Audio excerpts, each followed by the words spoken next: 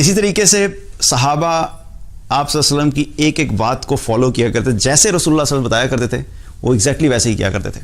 غزوہ خندق کے موقع پہ جب مشرکین اور قریش مکہ نے فیصلہ کیا کہ مدینہ پہ حملہ کریں گے تو بہت مشکل حالات تھے اس وقت، کیونکہ سارے مدینہ میں لوگ موجود تھے، فیملیز بھی تھیں اور بہت سی ایسی سچویشن تھی، ظاہر ہے کہ ایک انسیکیورٹی کی سچویشن ہوگی. تو سلمان فارسی رضی اللہ عنہ جو تھے وہ مسلمان ہو چکے تھے اس وقت. تو جب یہ خبر پہنچی تو آپ صلی اللہ علیہ وسلم نے مشورہ لیا کہ کیا کرنا چاہیے. تو سلمان فارسی رضی اللہ عنہ نے مشورہ دیا کہ یا رسول اللہ، جب ہمارے وہاں پہ فارس میں ایسی کوئی سچویشن ہوتی تھی کہ دشمن باہر سے حملہ کرنے لگے تو ہم لوگ اپنے اس علاقے کے گرد ایک خندق کھود دیتے تھے، اس سے یہ ہوتا تھا کہ ہم پروٹیکٹ ہو جاتے تھے. تو آپ صلی اللہ علیہ وسلم کو یہ بات پسند آئی، آپ صلی اللہ علیہ وسلم نے کہا ٹھیک ہے ہم یہی کریں گے. اب خندق کھودنے کے جب وقت آیا تو آپ صلی اللہ علیہ وسلم خود گئے اور آپ نے پوری وہ لائن ڈرا کی کہ جہاں سے لے کے جہاں تک خندق کھودی جائے گی. اب صحابہ نے کھودنا شروع کی اور آپ صلی اللہ علیہ وسلم خود بھی شامل ہوئے تھے خندق کھودنے میں.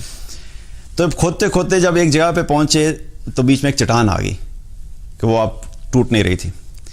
تو سب نے کہا کہ کیا کیا جائے.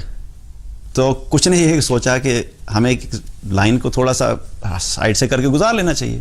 اب عقل بھی دیکھے جائے، لاجیکلی بھی لگے بھائی خندق کھودنی ہے، اگر چٹان آ گئی تھوڑا سا سائڈ سے کر بھی لیں گے تو کوئی مسئلہ تو نہیں ہے اس میں لاجیکلی.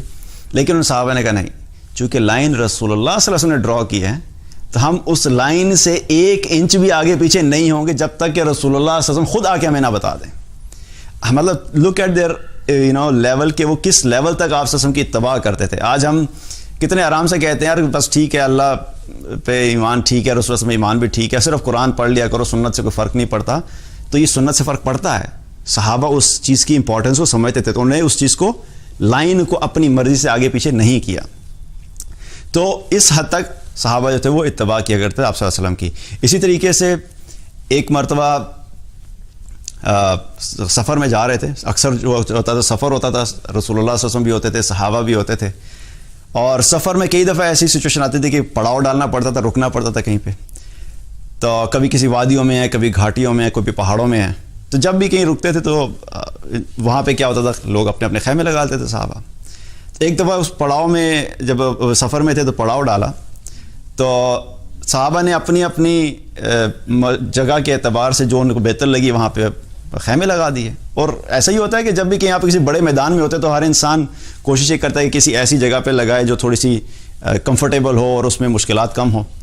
تو جب خیمے لگا دیے تو آپ سر نے جب دیکھا کہ سارے اتنے بکھرے ہوئے خیمے لگائے ہیں تو آپ سر نے فرمایا کہ تم لوگوں کا ایسے منتشر ہونا شیطان کی طرف سے ہے. آپ صلی اللہ علیہ وسلم کو فرمایا کہ تم لوگوں کا ایسے منتشر ہونا شیطان کی طرف سے ہے.